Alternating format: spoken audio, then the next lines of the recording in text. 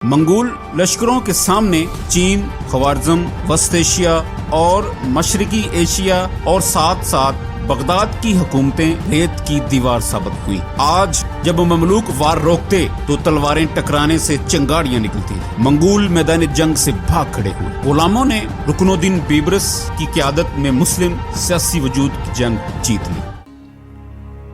नाज़रीन कराम, 12वीं सदी ईस्वी में चंगेज खान की क़यादत में सहराए गोबी के शमाल से एक खूनखार मंगोल बगुला उठा, जिसने सिर्फ चंद दिहाइयों में ही दुनिया को अपनी लपेट में ले लिया।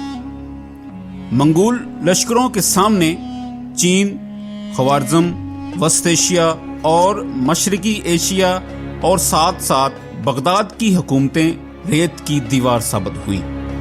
मंगोल हमले का मतलब बेदरेग कत्ले आम और शहर की मुकम्मल तबाही था। नाज़रीन करम, मेरा नाम है जवाद आरिफ और आप देख रहे हैं दास्तान टीवी। दुनिया तस्लीम कर चुकी थी कि उन वैश्यों से मुकाबला नामुमकिन है। मंगोल नाकाबिल शिकस्त हैं। ऐसे में मिस्र में कायम ममलूक सल्तनत एक मध्यम सी उम्मीद की लौ थी, वही सल्तनत जिसकी भाग दौड़ गुलाम और गुलामजादों के हाथ में थी। मंगोल यूरोपीय एक्सेस का अगला हदफ भी यही मुस्लिम रियासत थी।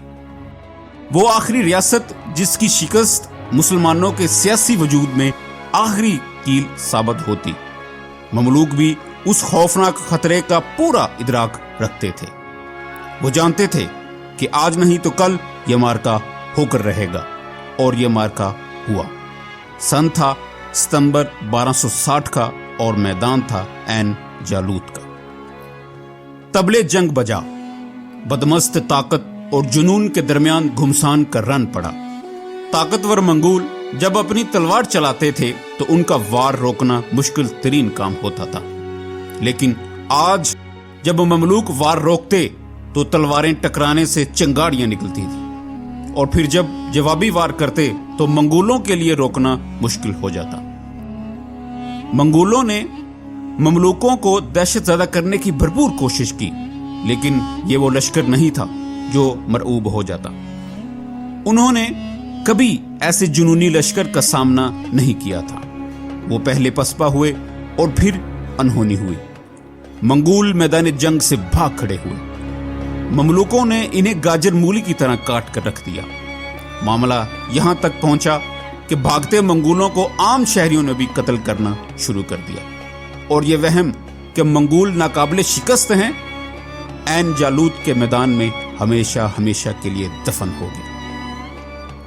नाज़रीन कराम, गुलामों ने रुकनुद्दीन बीबरस की क़यादत में मुस्लिम सियासी वजूद की जंग जीत ली और रहती दुनिया तक ये एजाज अपने नाम कर लिया।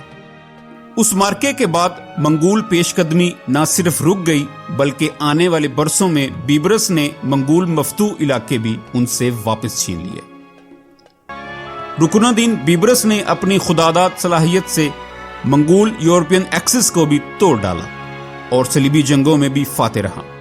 फ्रांसीसी बादशाह किंग लुइस नहम को शिकस्त देने वाली मिस्री फौज का कमांडर भी बीबरस ही था। उसने कमजोर और कम तरक्की याफ्ता फौज को भी फ्रांसीसी बादशाह के सामने खड़ा कर दिया और इन्हें भागने पर मजबूर किया।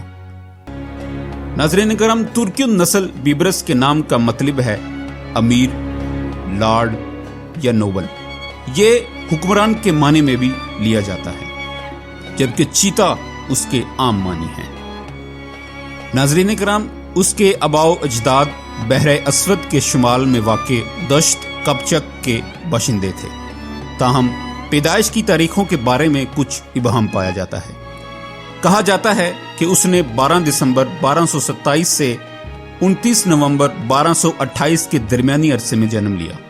बाज़ तारीखी कुतुब में 1247 में उसकी उम्र 24 बरस दर्ज है, जिससे सन पैदाइश 1223 बनता है। उसका खानदान मंगोलों के कबीले से निकलकर 1242 में बल्गारिया पहुंचा, लेकिन जल्द ही मंगोलों ने बल्गारिया को भी सरनगू कर लिया। जंग में मंगोलों ने उसके वालिदैन को नेज़ों की नोक पर लटका दिया یہ وحشتناک منظر وہ کبھی نہیں بھولا۔ پہلے یہ غلام سواس کی غلام منڈی میں بیچا گیا، بعد ازاں وہ دوسری غلام منڈی ہما میں فروخت ہوا۔